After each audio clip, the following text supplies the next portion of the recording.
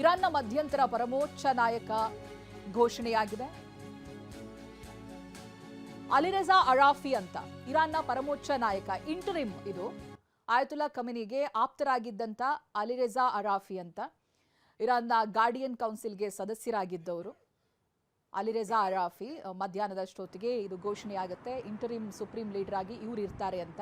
ಬಹುಶಃ ಮುಂದಿನ ದಿನಗಳಲ್ಲಿ ಆ 88 ಜನ ಸದಸ್ಯರು ಕೂತು ಯಾರನ್ನ ಆಯ್ಕೆ ಮಾಡ್ತಾರೋ ಅವ್ರು ಆಗ್ತಾರೆ ಅಂತ. ಸೊ ಈಗ ಕೆಲವೊಂದು ಬರ್ತಾ ಇರುವಂತ ಮಾಹಿತಿಗಳ ಪ್ರಕಾರ ಖಮೇನಿ ಅವರ 2ನೇ ಮಗ ಆಗಬಹುದು. ಒಟ್ಟು 2 ಗಂಡು ಮಕ್ಕಳಲ್ಲಿ 2ನೇ ಅವರು ಆಗಬಹುದು, ಮುಂದಿನ ಪರಮೋಚ್ಚ ನಾಯಕ ಆಗಬಹುದು ಅಂತ. ಬಟ್ ಅದಕ್ಕೆ ಎಷ್ಟರ ಮಟ್ಟಿಗೆ ಬೆಂಬಲ 88 ಸದಸ್ಯರ ಕಡೆಯಿಂದ ಸಿಗುತ್ತೆ ಅನ್ನೋದನ್ನ ಇನ್ನಷ್ಟೇ ನೋಡಬೇಕಿದೆ. ಬಟ್ ಇಂಟ್ರಿಮ್ ಸದಸ್ಯರ ಆಯ್ಕೆ ಆಗಿದೆ. ಇರಾನ್ಗೆ ಮತ್ತೆ ಇಸ್ರೇಲ್ ಅಧ್ಯಕ್ಷರಿಂದ ವಾರ್ನಿಂಗ್ ಹೋಗ್ತಾ ಇದೆ. ಇರಾನ್ ಮೇಲೆ ನಮ್ಮ ದಾಳಿ ಮುಂದುವರಿಯಲಿದೆ. ಇಸ್ರೇಲ್ ಪ್ರಧಾನಿ ಬೆಂಜಮಿನ್ ನೆತನ್ಯಾಹು ಎಚ್ಚರಿಕೆಯನ್ನ ಕೊಟ್ಟಿದ್ದಾರೆ. ಇರಾನ್ನ ಹಲವು ಪ್ರದೇಶಗಳನ್ನ ಟಾರ್ಗೆಟ್ ಮಾಡಿ ದಾಳಿ ಮಾಡಲಾಗ್ತಾ ಇದೆ. 1000ಕ್ಕೂ ಹೆಚ್ಚು ಸ್ಥಳವನ್ನ ಗುರಿಯಾಗಿಸಿ ದಾಳಿ ಮಾಡ್ತೀವಿ ಅಂತ ಎಚ್ಚರಿಕೆ ಕೊಡ್ತಾ ಇದ್ದಾರೆ.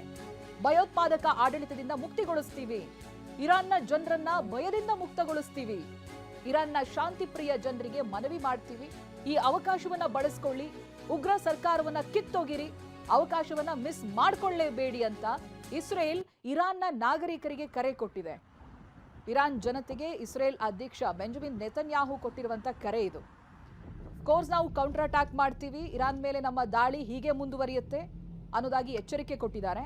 ಅದರ ಜೊತೆಗೆ ಕೆಲ ಪ್ರದೇಶಗಳನ್ನ ಟಾರ್ಗೆಟ್ ಮಾಡಿದೀವಿ ಅನ್ನೋದಾಗಿ ಕೂಡ ಹೇಳ್ತಾ ಇದ್ದಾರೆ. 1000ಕ್ಕೂ ಹೆಚ್ಚು ಸ್ಥಳವನ್ನ ಗುರಿಯಾಗಿಸಿ ದಾಳಿ ಮಾಡ್ತೀವಿ ಅನ್ನೋ ಸೂಚನೆ ಕೊಡ್ತಾ ಇದ್ದಾರೆ. ಹಾಗೆ ಇರಾನ್ನ ನಾಗರಿಕರಿಗೊಂದು ಕಿವಿ ಮಾತು, ಭಯೋತ್ಪಾದಕ ಆಡಳಿತದಿಂದ ನಿಮ್ಮನ್ನ ಮುಕ್ತಿಗೊಳಿಸ್ತಾ ಇದ್ದೀವಿ, ಇರಾನ್ ಜನರನ್ನ ಭಯದಿಂದ ಮುಕ್ತಿಗೊಳಿಸ್ತಾ ಇದ್ದೀವಿ, ನೀವು ಬಯಸಿದಂತ ದೇಶನ ನಿಮ್ಮ ಕೈಗಿಡ್ತಾ ಇದ್ದೀವಿ, ಇದು ಶಾಂತಿ ಪ್ರಿಯರಿಗೆ ಮಾಡ್ತಾ ಇರುವಂತಹ ಮನವಿ ಅನ್ನೋದಾಗಿ ಬೆಂಜಮಿನ್ ನೆತನ್ಯಾಹು ಸೂಚಿಸಿದ್ದಾರೆ.